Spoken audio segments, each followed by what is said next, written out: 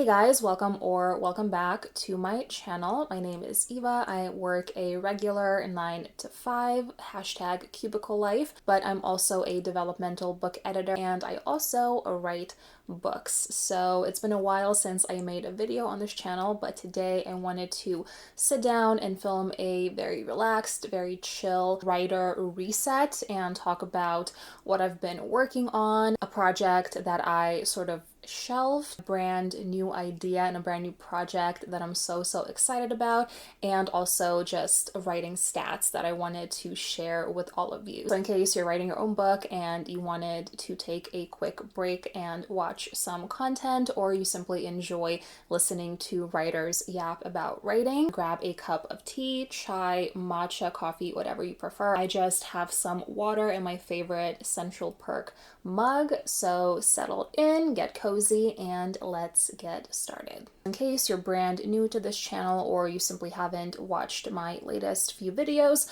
I am an aspiring author and I actually finished writing a book in 2024. It is a young adult urban fantasy novel. I'm calling it Project EGIF, but it does have a title. I just don't want to reveal it just yet. It's been taking me a very long time to write this book. It's my baby. I love that story to bits. And this year I was like, this has to be the year when I finally get it together and just finish writing it. I actually booked a developmental editor of my own, very professional, a very smart and talented developmental editor. I then really just had to complete the manuscript because she obviously made space for me in her calendar and I felt accountable to her. So I spent, I think, about 3 months or so finishing the manuscript, tying up all the loose ends, and I sent it off to her. Less than a month later, she got back to me with a 20+ page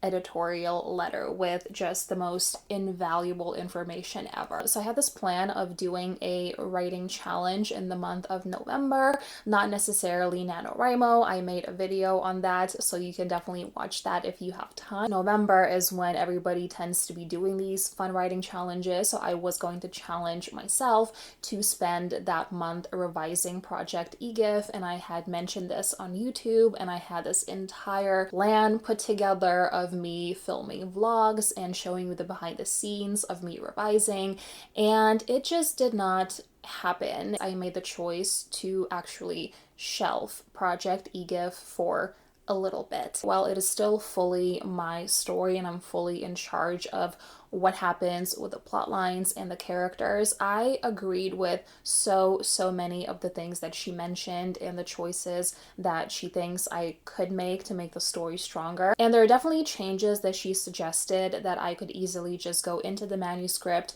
make them today, and be done with it. The most significant changes that she suggested are actually pretty major. I don't want to give too much away in case this book eventually does see the light of day, and I don't want to spoil anything. But let me just say that one of the changes that she suggested directly impacts the main female protagonist, because Project EGIF is such a character-driven story. If I do make this change, it's going to cause a sort of a domino effect, and then that's going to impact the entire rest of the story. And while I'm sitting here today and I'm leaning toward making that change, at the beginning of November, when I was preparing to actually sit down and revise, I was not 100% sure which way I was leaning. And I thought to myself, what if I do spend this month making these major changes, and then by the time that I'm done, I am not fully happy with the direction that the story is going in. And I felt like if I'm not sure, maybe I should simply let the story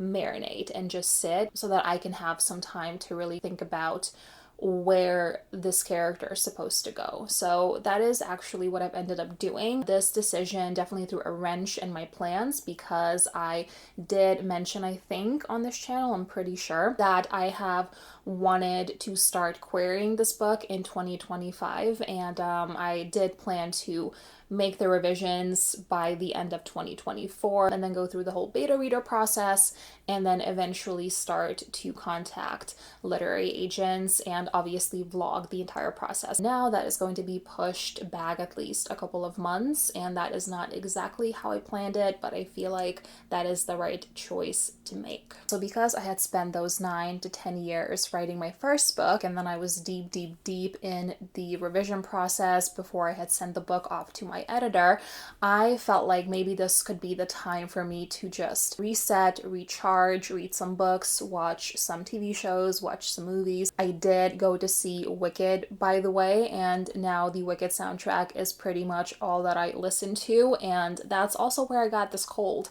that I'm recovering from. So if you hear any annoying congestion, that's what's happening, and I'm so sorry.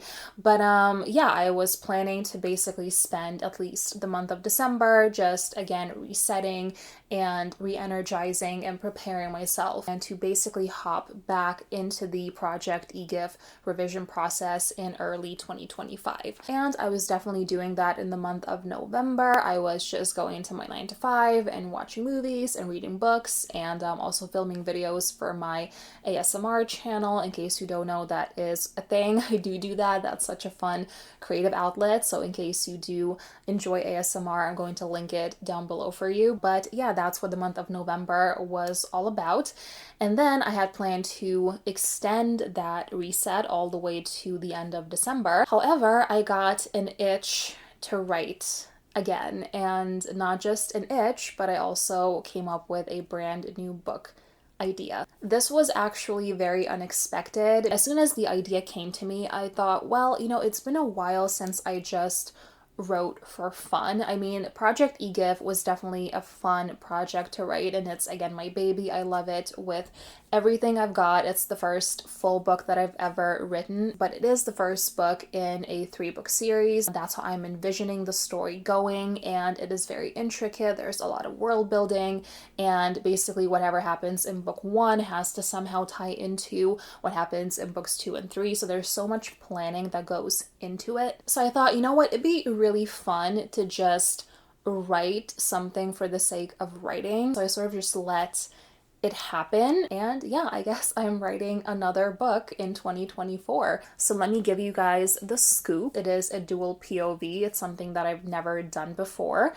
It is a romantic suspense story. So funny thing, and I'm not sure if this happens to anybody else, but if it happens to you, let me know so that I know that I'm not alone in this. Pretty much all of the book ideas that I come up with start off as being very light and happy and fun and romantic, and then somewhere in the plotting and the outlining process, they turn so dark. I don't know what that says about me, but I just can't help myself. And that's exactly what happened with the story as well. So it started off as a just pure romance in New York City, dual POV, and then along the way I'm like, well, there has to be a stalker and blackmailing, and then the male protagonist has to be dealing with a death in the family. All of these things just pop into my head, and that's how I came up with a romantic suspense novel as opposed to just a pure romance novel. The book follows 2 people. She is a figure skater and she's being blackmailed, and then he holds a very important job, and he also is dealing with a death in the family, and as a result he needs to take care of a young child, and they sort of come together, and then sparks fly, but also there is this kind of looming threat because people in their lives just want to make their lives very challenging. It does not have a title yet, so I'm just calling it my fun writing project for now, but that's what I've been up to. And yeah, the story idea and everything else that came after it really just happened so quickly. I got the idea, and then I literally the next day sat down at my desk with a copy of Save the Cat Writes a Novel and a piece of paper, and I outlined the entire thing. I definitely recommend this book to all of my clients, and I help my clients to be mindful of things like the catalyst and the conflict and just different kinds of things that you want to have in a story for it to flow in the proper way and to really keep your reader's attention. As I was outlining, I filmed a video showing you in real time exactly how I'm using this book to outline my newest book project. So in case you weren't sure how Save the Cat works and you wanted to see an aspiring author outlining their own project using it, definitely be on the lookout for that video. This is my entire outline. So it's got all of the 15 story beats. It is personalized to my own story. And then I actually broke down each of the story beats into chapters because the book helps you to break down a story into these basically sections, but it doesn't give you the chapter breakdown. That is something for you as the author to figure out because every story is just so different. So I've also taken that step. I basically have the entire game plan in my hands, and now it's just a matter of me finding the time every single day to sit down and to write. To wrap up this video, let me touch on my writing schedule and my writing stats as of today. I have given myself the challenge of writing one chapter a day. In the past, I used to really push myself to write as much as I could to meet a specific word count, and that's probably how my book ended up being like 180 something thousand words, which is not something that I want to happen with this project. Yes, my goal is one chapter a day. I'm not putting any pressure on myself to have these chapters be perfect. The dual POV means that I'm alternating, so every single chapter is one of the two main characters speaking. Every single day I find the time to write, following my Save the Cat story beat structure, and I am pretty much just writing whatever is happening to them in that specific scene. I introduce another piece of the puzzle and I close my laptop, and then that's it for that day. So I'm definitely not striving for perfection. I'm not really being mindful of, having the sentences sound amazing, focusing on having hooks at the end of the chapters, or having very kind of extensive character descriptions or things like that. And also something that I'm not doing is I'm not going back and rereading anything. I sit, I write the chapter, close my laptop, and then that's it. And then the next day I move on to the next chapter. And it's honestly been working so well. I feel so excited to write every day. So if you're watching this and you're also working on a story and you feel a sense of not being good enough, just simply focus on what needs to be happening in that scene to move the story forward. Imagine your character speaking to you and telling you exactly what's happening to them. So where are they? Why are they there? What do they see? How do they feel? What's happening to them now, and then how does that scene wrap up. And if this is your first draft, don't even focus on the grammar, the sentence structure. Honestly, and this is exactly what I'm currently doing, just get those ideas down, move on to the next chapter, keep doing it, rinse and repeat, and you're going to be just fine, because you can always go back to the very beginning once you're fully done with the book and make all of the changes and the revisions that you feel like you need to make. As far as my stats go, today is Saturday, December 6th, and I've already written 5 chapters of the book. So I'm keeping track of my word count in this cute notebook that I got when I was in Rome. It is the first purchase I made because the first place I stumbled upon when I was in Rome was a bookstore, and I'm like, how fitting, so I had to buy it.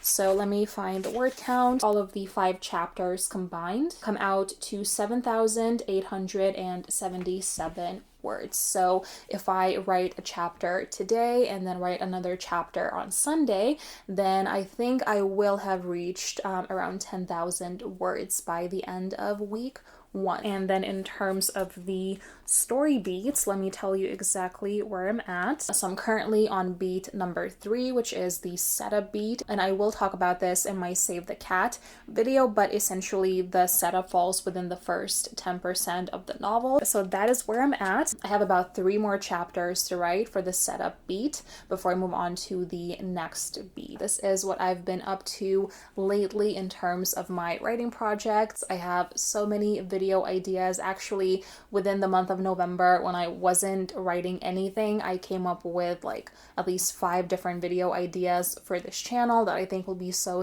fun to film for me and also helpful to any writers out there. One of them, like I mentioned, is my Save the Cat Writes a Novel outlining process. So I'm going to be breaking all of that down in a future video. And then I have some other fun videos planned as well. So if you're not a subscriber just yet, make sure to join the virtual book lore community here on YouTube, and I can't wait to see you in my next video.